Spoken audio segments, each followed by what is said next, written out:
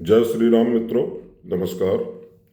मैं पंडित रमेश चंद पटेरिया आपको अपनी YouTube चैनल ग्रहचाल में स्वागत करता हूं और आपका अभिनंदन करता हूं। मित्रों, आज हम एक नई विषय वस्तु लेकर आए हैं। क्या है मित्रों, 29 मार्च 2025 से शनि की 7.5 कुछ राशियों पर चलेगी और ढैया भी कुछ राशियों पर प्रारंभ होगी। कुछ जातकों का हो सकता है कि शनि की महादशा भी चल रही हो। तो मित्रों, आज हम जो है इन सब बातों पर चर्चा करेंगे। आज हम जो है आप लोगों के मन में जो भ्रांतियां होती हैं, यानी आपके मन में जो ये बात चलती रहती है कि शनि की 7.5 आगे आ रही है और शनि की महादशा भी मेरे ऊपर चल रही है, तो इनका हम आज निराकरण करेंगे कि इनका क्या प्रभाव आपके जीवन पर कैसा प्रभाव होगा। शनि की 7.5 और महादशा दो एक ही है या इनमें परिवर्तन है, अंतर है, या फिर आप लोगों के मन में एक बड़ा सवाल आता होगा जिससे आप ज्योतिषी से ये पूछते होंगे कि मेरी शनि की महादशा चल रही है और 7.5 भी आ गई है, अब क्या होगा। करते हैं ना आप लोग ऐसी बातें। तो आप लोग जो है ऐसे सवाल कि मेरी शनि की 7.5 चल रही है और महादशा भी है, तो अब तो जीवन काफ़ी खराब हो जाएगा, ऐसा ही विचार आप सबके मन में आता है। इसलिए आप प्रश्न करते हैं ज्योतिषी से। इस प्रश्न का उत्तर जो है साधारण तरीके से नहीं दिया जा सकता कि ऐसा कुछ भी नहीं होगा। ये दो अलग अलग चीजें हैं, इनका परिणाम हम ऐसे नहीं बता सकते आपको, और आप समझ भी नहीं सकते इस तरह से। अगर आपकी जो है 7.5 और महादशा एक साथ चल रही है तो क्या दोनों एक जैसी हैं और दोनों एक जैसा प्रभाव देती हैं, इसी पर आज हम चर्चा करेंगे। शनि की महादशा और शनि की 7.5 में क्या अंतर है, पहले आइए ये समझते हैं। शनि की 7.5 और महादशा से आप क्या उम्मीद करते हैं, और फिर आपकी 7.5 चल रही है या महादशा चल रही है तो इसके क्या उपाय हो सकते हैं ताकि इनके दुष्प्रभावों से बचा जा सके, इस पर भी हम अंत में चर्चा करेंगे। हमने मित्रों इसके पहले भी जो है शनि की 7.5 पर एक वीडियो जारी किया हुआ है, शायद आप लोगों ने देखा होगा, लेकिन आज इस पर विस्तृत चर्चा होगी। सबसे पहले बात होगी शनि की महादशा की। शनि की महादशा से आपको बिना सोचे समझे आवश्यक डरने की जरूरत नहीं है, अनावश्यक डरने की जरूरत नहीं है। हालांकि शनि की जो महादशा होती है वो 19 वर्ष की होती है, एक लंबा काल होता है। अब शनि की महादशा में क्या होता है कि जो दशा होती है वो आपकी कुंडली में शनि किन भावों के मालिक हैं इस पर निर्भर करता है। अगर आपकी कुंडली जो है मान लीजिए तुला लग्न की है, यानी आपके प्रथम भाव में तुला राशि लिखी हुई है, तो ये कुंडली हो गई आपकी तुला लग्न की। तो तुला लग्न मतलब 7 नंबर राशि, तो 7 नंबर राशि लिखी हुई है और जो है शनि बाई चांस यहीं पर बैठे हुए हैं, तो क्या होगा शनि की महादशा में, यानी कि शनि की जो है शनि के 2 घरों के ये मालिक हैं और इसके अलावा इनकी दृष्टियां भी 3 पड़ती हैं। तो ये 7 नंबर से हम देखेंगे कि 7, 8, 9, 10 यानी ये चौथे घर के स्वामी हो गए, जो आपका सुख भाव है। मतलब 1, 2, 3, 4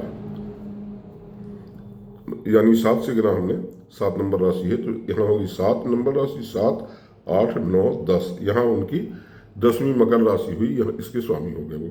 और 10 के बाद 11 यानी पंचम भाव के भी स्वामी हो गए। ये दोनों अच्छे हाउसेज हैं और लग्न में बैठे हैं, लग्नेश भी हैं, तो ये अच्छा करेंगे यहाँ काम। और इनकी जो दृष्टि पड़ेगी वो तीसरी पड़ेगी और 7वीं पड़ेगी और 10वीं पड़ेगी। तीसरी दृष्टि इनकी 1, 2, 3 इस पराक्रम भाव पर पड़ेगी। ये इनकी विशेष दृष्टियां हैं, तो यहाँ थोड़ा सा परेशानी हो सकती है। और 4, 5, 6, 7 सप्तम भाव पे पड़ेगी, मतलब जहाँ विवाह का घर है, यहाँ विवाह को डिले करा सकते हैं, लेट हो सकता है। और इसके बाद 8, 9, 10 कर्म भाव पर पड़ेगी, तो थोड़ा कैरियर में धीरे धीरे उन्नति होगी। मतलब ये महादशा का प्रभाव शनि के प्लेसमेंट के अनुसार हो सकता है। अगर मेष लग्न की कुंडली है, मतलब आपकी लग्न में 1 नंबर राशि लिखी हुई है, तो क्या होगा? तो शनि जो है 10वें और 11वें भाव के स्वामी होंगे। यानी कि शनि आपकी कुंडली में महत्वपूर्ण भूमिका में है, क्योंकि 10वां भाव आपका कर्म का हाउस है और 11वां भाव आपका लाभ का हाउस है, और उसके वो स्वामी हैं और लग्न में बैठे हुए हैं, लग्नेश भी है। तो लग्न में बैठा हुआ ग्रह अपनी लग्न को अच्छा करता है, और जो है जिनके वो स्वामी हैं उन भावों को भी अच्छा करता है। अब वो बात अलग है कि शनि धीरे धीरे करते हैं, शनि शनि फायदा पहुंचाते हैं, तो 19 वर्ष में धीरे धीरे आपको बढ़ाएंगे। यानी कि जो है ये इनकी महत्वपूर्ण भूमिका कुंडली में आपकी रहेगी। भाग्य भाव के भी मालिक हैं और कर्माधिपति भी हैं, कर्म के भी मालिक हैं। तो क्या होगा, या मतलब जो है लाभेश के भी मालिक हैं, मतलब लाभ भाव के। अच्छा, पंचमेश है, तो इनकी जो है महादशा क्यों खराब होगी? मान लो अगर जो है पंचम भाव में बैठे हैं तो पंचमेश हो गए, है ना, तो क्यों खराब होगी इनकी महादशा? इस तरह से जो है हम देखते हैं, यानी कि ये जो है महत्वपूर्ण भाव के मालिक हैं, तो इनके अंदर शुभता आ गई है। ये क्यों खराब प्रभाव कर देंगे? अगर आपकी कुंडली में शनि जो है लग्नेश हैं, तो आपके लिए बिना शर्त जो है लाभ पहुंचाएंगे, क्योंकि लग्नेश बन गए। ऐसा शास्त्रों में लिखा हुआ है मित्रों। यदि शनि जो है त्रिकोण भाव के स्वामी है, तो ये त्रिकोण भाव क्या है? ये अमृत कलश है, और त्रिकोण भाव के स्वामी हैं और त्रिकोण भाव में बैठे हैं, तो बहुत अच्छा है, अच्छे योग कारक है। इसमें कभी जो है कमी जो है कब आती है? जब आपकी कुंभ लग्न है, यदि मान लीजिए आपकी कुंभ लग्न है, यानी 11 नंबर राशि है आपकी लग्न में, यहाँ 11 नंबर राशि है, तो क्या होगा? 10 नंबर राशि 12वें भाव में होगी, और 12वां भाव क्या है? आपका व्यय का है, खर्च का है, बीमारियों का भी है। तो जो है ये हो सकता है कि इस 12वें भाव में, और 12वां भाव विदेश का भी है, अगर आप विदेश चले जाते हैं तो अच्छा हो जाएगा। तो इस तरह से शनि की प्लेसमेंट के हिसाब से समझना पड़ता है। मतलब जो है ऐसा होगा। तो एक तो आपके कमरस मतलब कहना चाहिए कि आपके अमृत कलश में कुंभ लग्न में है, कुंभ लग्न है अगर आपकी जो है, तो एक तो अमृत कलश का तत्व है, यानी शनि के पास। किंतु जब ये लग्नेश होंगे तो 12वें घर में मकर राशि होने से द्वादश शेष भी हो जाएंगे, तो इनकी शुभता में थोड़ी सी कमी आएगी। लेकिन फिर भी लग्न स्वामी आपको एक सुरक्षा कवच प्रदान करता है। तो यदि जो है कुंभ लग्न है और शनि लग्न में ही बैठे हैं तो शनि की दशा में बिल्कुल भी डरने की आवश्यकता नहीं है मित्रों।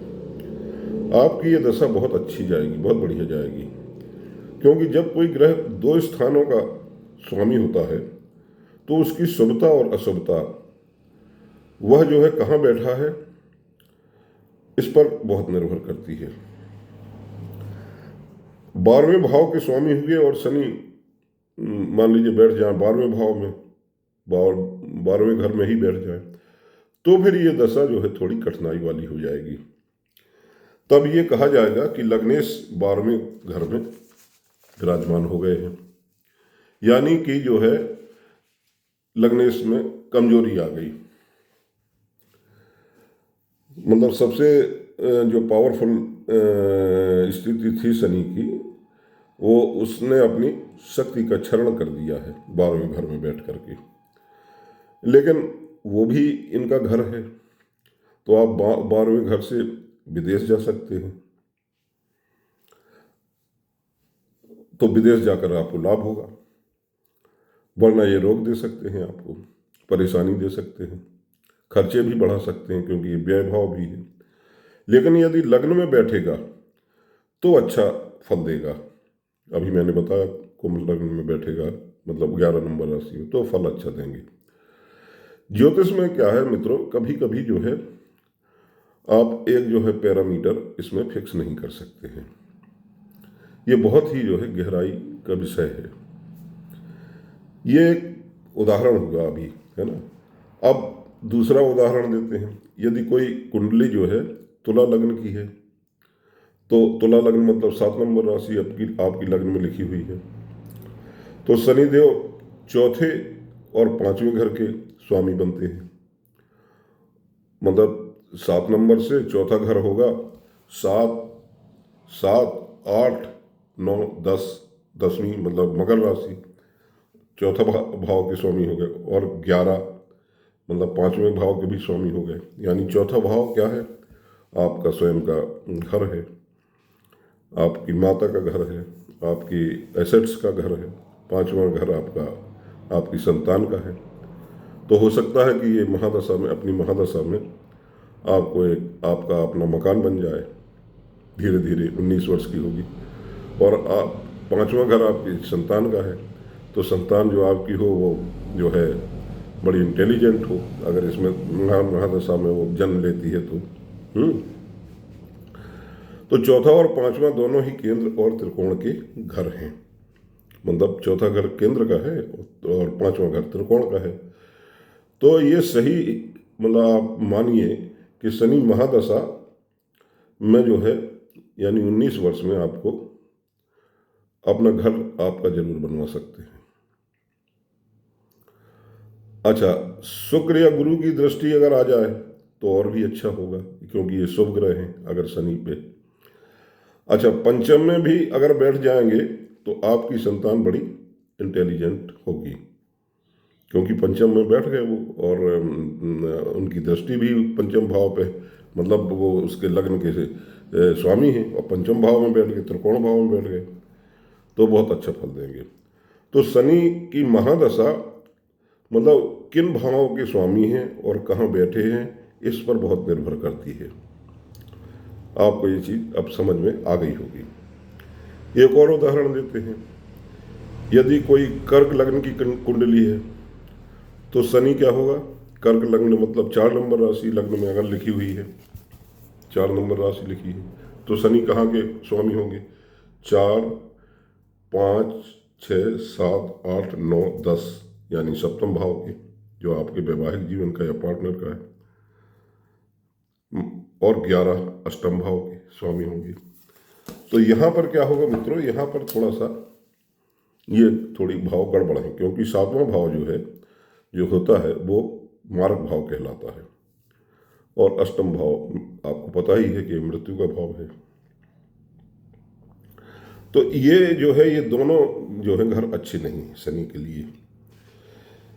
अगर जो है क्या नाम कर्क लग्न की कुंडली है और शनि की महादशा है, तो ये और बात है कि शनि किसी अच्छे भाव में अगर बैठे हों, मतलब अच्छे भाव में बैठे हों, तो आपके कैरियर में उछाल जरूर देंगे, लेकिन आपको स्वास्थ्य संबंधी समस्या हो सकती है शनि की महादशा में। किसमें? कर्क लग्न की कुंडली में। मतलब जो है क्या नाम, कैरियर आपका धीरे धीरे बढ़ेगा, लेकिन जो है पिता को स्वास्थ्य में परेशानी दे सकते हैं, क्योंकि कर्क लग्न में होने से इनकी जो दृष्टि है वो कहाँ पड़ेगी। मतलब अगर वो मान लीजिए कर्क लग्न में है तो 1 2 3 4 5 6 7 8 9 10वीं दृष्टि यहाँ पड़ेगी, यहाँ पिता का भी भाव होता है, तो पिता को थोड़ा सा दिक्कत हो सकती है। अगर 7वें 8वें घर के मालिक हैं और 5वें घर में बैठे हैं तो 9वें घर पे इनकी दृष्टि पड़ेगी, क्योंकि 5 6 7 8 9 9वें घर पे इनकी दृष्टि पड़ेगी। तो क्या होगा, मतलब जो है 9वें घर में, 9वां घर में है तो आप थोड़ा सा अधार्मिक उस पीरियड में हो सकते हैं, यानी धर्म में आपका विश्वास धर्म से उठने लगे।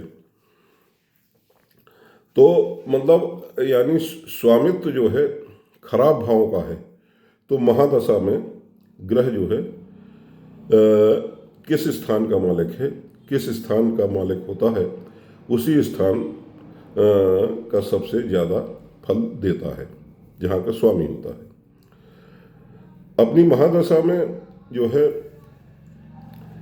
अच्छा, शनि की महादशा में ज़्यादा जो है डरने की आवश्यकता नहीं है मित्रों, लेकिन फिर भी इनके पास दो विशेष जो महादृष्टियाँ दी हुई हैं, जहाँ से ये देखते हैं कौन कौन सी, तीसरी और 10वीं दृष्टि।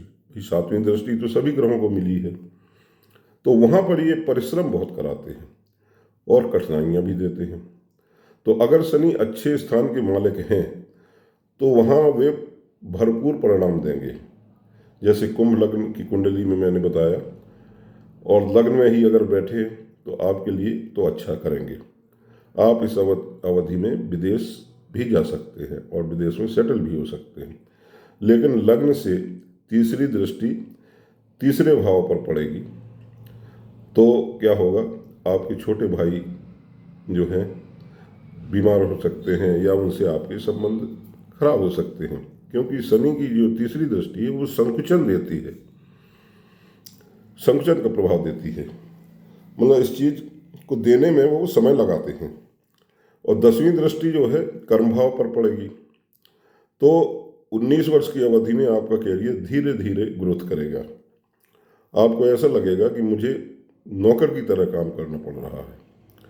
तो शनि की महादशा किस भाव में बैठे हैं, किन के स्वामी हैं और किन भावों को देख रहे हैं, उन पर जो है प्रभाव डालेगी। जैसी भी स्थिति होगी वो जो है स्थिति बनेगी। मेष और वृषभ लग्न अगर आपकी कुंडली में है, मतलब 1 नंबर राशि या 2 नंबर राशि आपके लग्न में लिखी हुई है, तो जो है महादशा अच्छी जाएगी।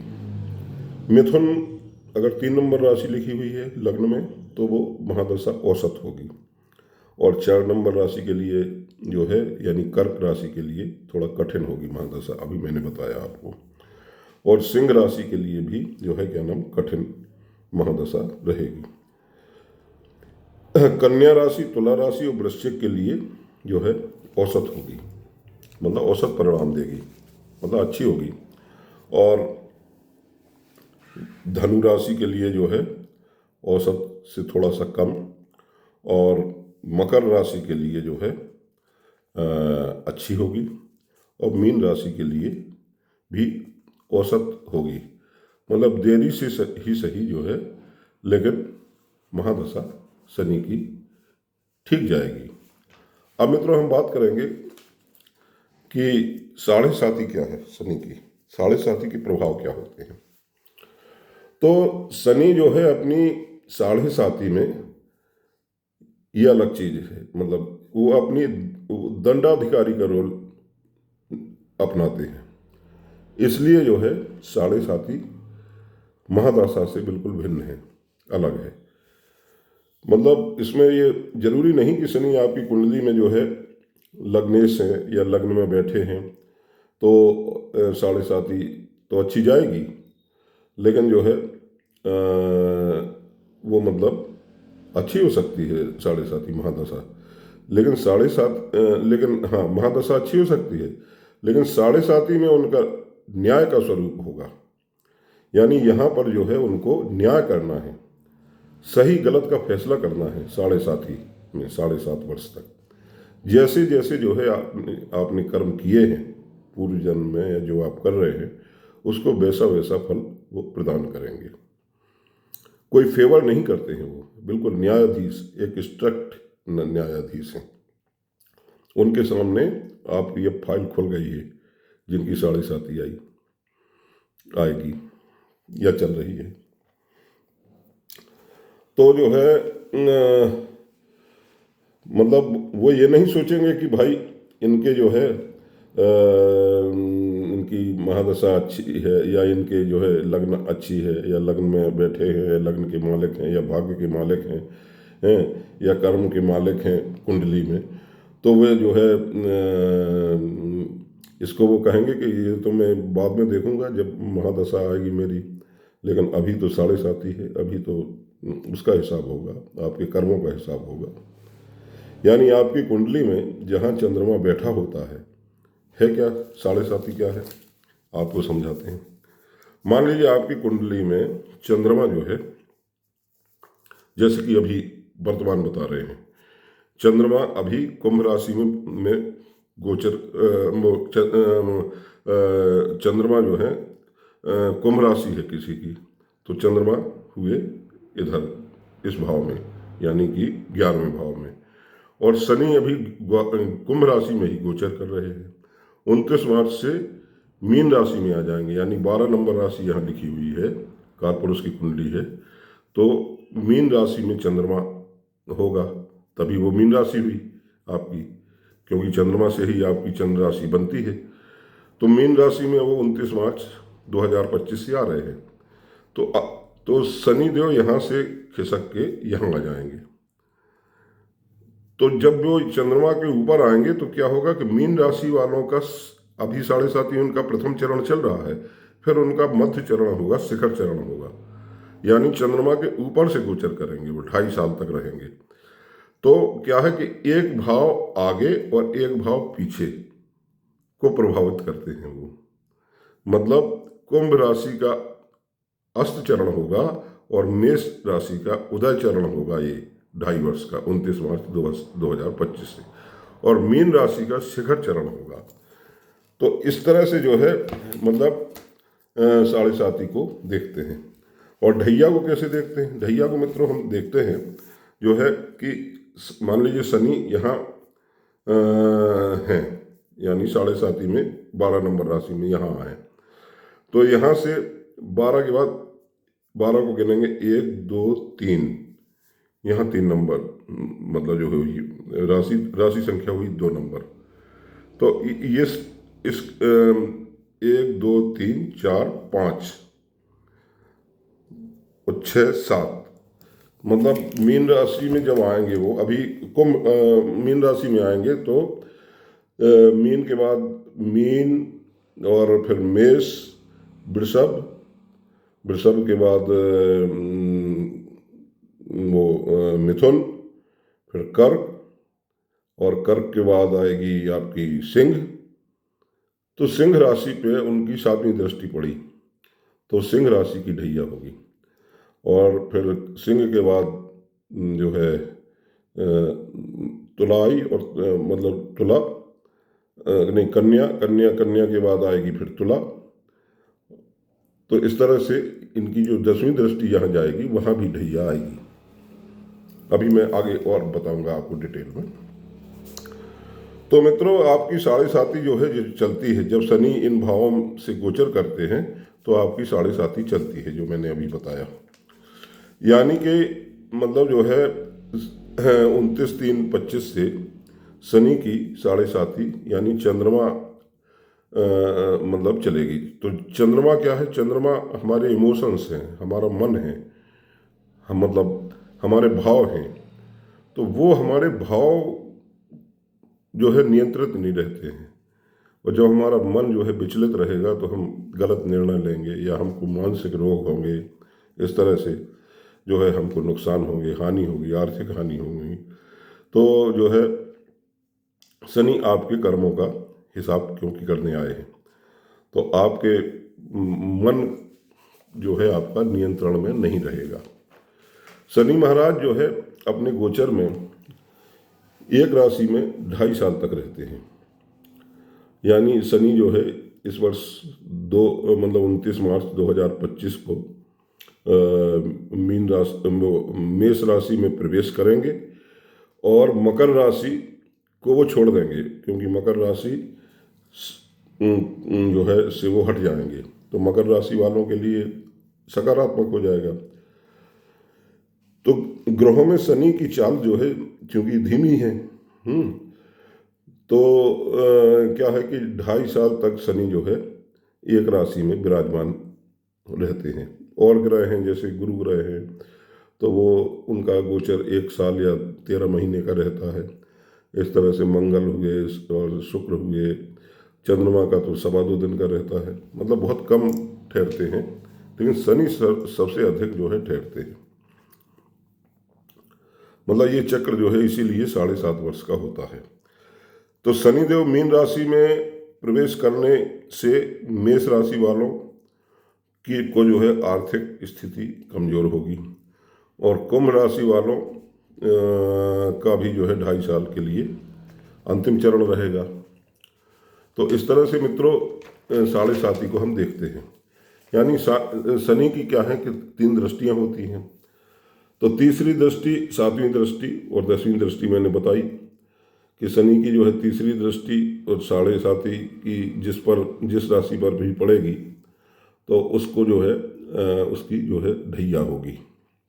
यानी 29 मार्च 25 से जो है मकर राशि वालों को शनि की 7.5 से मुक्ति मिल जाएगी, और कुंभ राशि वालों का जो है अंतिम चरण होगा ये। और तीसरी दृष्टि जो है उनकी मेष राशि पर होगी, क्योंकि हम कुंभ से गिनोगे, कुंभ 1 2 3, तो तीसरी दृष्टि मेष पे होगी। तो तीसरी दृष्टि होगी तो मेष राशि की भी 7.5 शुरू हो जाएगी। और शनि का ये जो है मीन के लिए शिखर चरण होगा,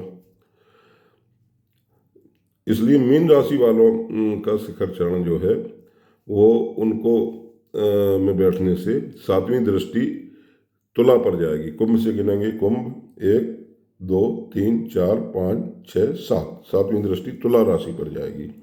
तो तुला राशि वालों को 2.5 वर्ष यानी ढैया का प्रभाव रहेगा। इसी प्रभावी अवधि में जो है ज्योतिष में, इसी अवधि को जो है ज्योतिष में जो उनकी 7वीं दृष्टि और 10वीं दृष्टि होती है तो उसको जो है ढैया कहा गया है। तो मेष राशि की 7.5 प्रारंभ होने से इन जातकों को आर्थिक परेशानियां आएंगी, और मतलब जो है इसके अलावा आय जो है बढ़ेगी नहीं और खर्चे ज़्यादा होंगे, तो आर्थिक परेशानी आएंगी, और गंभीर चोट चपेट भी लग सकती है, एक्सीडेंट भी कराता है शनि। जीवन साथी के साथ और परिवार में तालमेल में भी कमी रहती है, जिससे तनाव बढ़ सकते हैं। कुंभ राशि वालों को थोड़ा नौकरी और व्यवसाय से संबंधित जो है समस्याएं आएंगी। कुंभ राशि वालों का चूंकि ये अंतिम चरण होगा, तथा मीन राशि वालों का दूसरा चरण होगा यानी शिखर चरण होगा, और मेष राशि वालों का प्रथम चरण होगा यानी उनकी प्रारंभ हो रही है।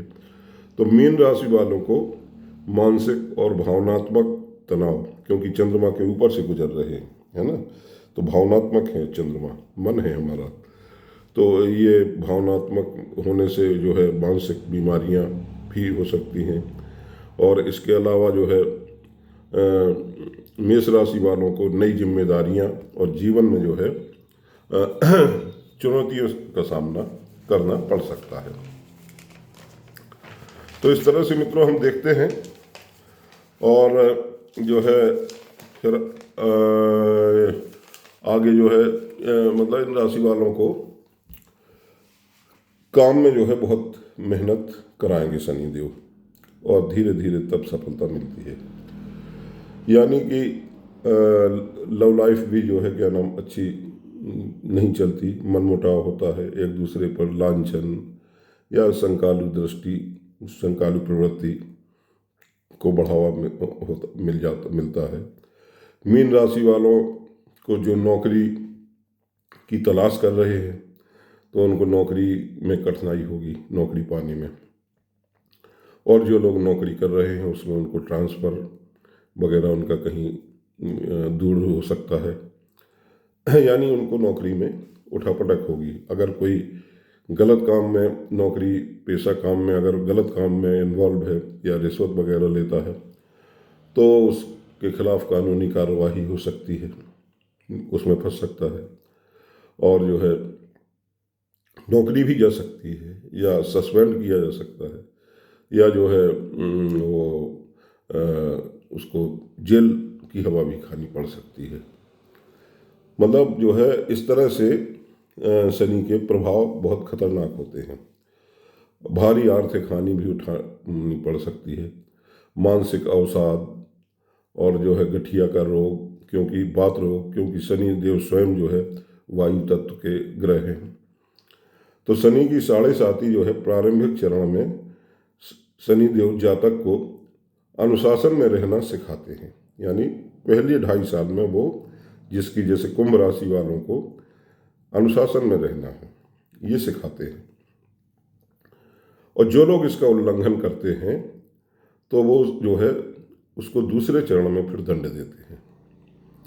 और तीसरे चरण वालों को यदि ये 7.5 में ठीक ढंग से चलते हैं तो उनको थोड़ा फिर अंत में राहत देने लगते हैं। अब मित्रों जैसे मान लीजिए मतलब ढैया वाले जातकों को भी आर्थिक और जो है पारिवारिक चुनौतियाँ झेलना पड़ती हैं। कैरियर में उतार चढ़ाव और स्वास्थ्य संबंधी परेशानियाँ से दो चार होना, इस अवधि में जो है चोट चपेट लगना, घुटनों या कमर या पीठ का दर्द की शिकायत हो सकती है। यानी ऐसे जो है कभी मतलब इस महादशा में या ढैया की दशा में कभी भी जो है श्रमिक वर्ग और सफाई कर्मियों का ध्यान रखना चाहिए। अपनी मात हथों के साथ जो है अन्याय नहीं करना चाहिए, क्योंकि शनि जो है श्रमिक वर्ग के न्यायाधीश हैं। अतः शनिवार के दिन जो है सफाई कर्मियों को थोड़ा कुछ दान वगैरह भी दे दें, आप उनका ख्याल रखें। और जो है क्या नाम काली चींटियों को आप मतलब जो है थोड़ा चीनी हुआ या गुड़ हुआ या खांड हुई ये मतलब डालें। इसके अलावा सरसों के तेल का दीपक भी जो है क्या नाम आप पीपल के पेड़ के नीचे जलाएं। मतलब ये छोटे मोटे उपाय करते रहें 7.5 के दिनों में, और ख़ास करके शनिवार के दिन इन उपायों से जो है शनि के प्रकोप से थोड़ा राहत मिलती है। मतलब आपको जो है और सबसे अच्छा उपाय ये है शनि की 7.5 में, या आप महादशा में भी कर सकते हैं, हनुमान चालीसा का आप पाठ जरूर करें रोज।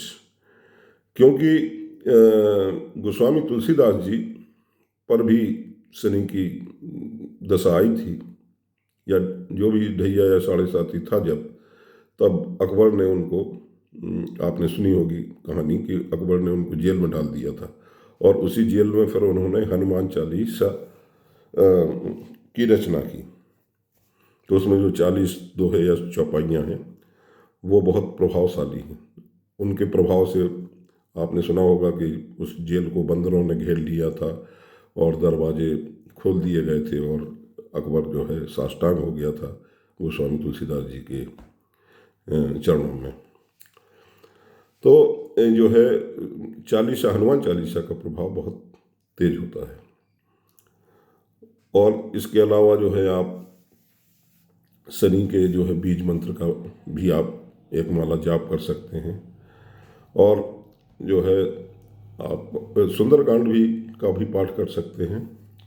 अगर ज़्यादा परेशानी आपको बढ़ रही है तो आप जो है एक लोहे की कटोरी में सरसों का तेल लेकर के शनिवार को, और बाकायदे संकल्प लेकर के, जल लेकर के हाथ में, और उसमें अपनी छाया को देखें और उस प्रतिबिंब को आप जो है शनि महाराज की ही आकृति समझें और उनसे प्रार्थना करें उस छाया से कि आप हम अपनी महादशा में या साढ़े साथी में मेरे कष्टों का निवारण करें और मैं आपके अनुसार कार्य करूँगा और मुझ पर दया करें, कृपा करें। और फिर उस कटोरी को लेकर के उसमें 2-4 सिक्के भी डाल दें। आप पीपल के पेड़ के पास जाइए किसी भी, और वहाँ एक दीपक ले जाइए मिट्टी का, उसमें सरसों का तेल डाल करके दीपक जलाइए और उस कटोरी को वहीं छोड़ दीजिए। और आप पीपल के 3, 5, 7 या 11 चक्कर परिक्रमा करके फिर आपको मुड़ के पीछे नहीं देखना है, उसको वहीं छोड़ाना है। और एक और उसी तेल में आप ये अपनी 2 उंगलियों, दोनों हाथ की उंगलियों को डुबो करके पीपल पर 3 बार आप उसी तेल से तिलक कर दीजिए। तो निश्चित रूप से ये अचूक मंत्र हैं, मतलब जो है आपको प्रभाव जो है कम रहेगा। मतलब इस तरह से, मतलब इन उपायों से साढ़े साथी से जो है सकारात्मकता जो है आपकी साढ़े साथी की अवधि में मतलब आएगी और नकारात्मकता से बचा जा सकता है। तो मित्रों, अब आपके समझ में आया होगा कि साढ़े साथी क्या है और ये महादशा क्या है और ढैया क्या है। इसमें मैंने अंतर को समझाया। अगर मित्रों ये मेरी जो है व्याख्या आपको, ये विश्लेषण आपको इस पर पसंद आया हो तो मेरी चैनल को सब्सक्राइब और शेयर जरूर किया करें। इससे क्या है, मेरे उत्साह में वृद्धि होती है और आपका ज्ञान वर्धन मैं करता हूँ। मित्रों, आज के लिए इतना ही। जय श्री राम, नमस्कार।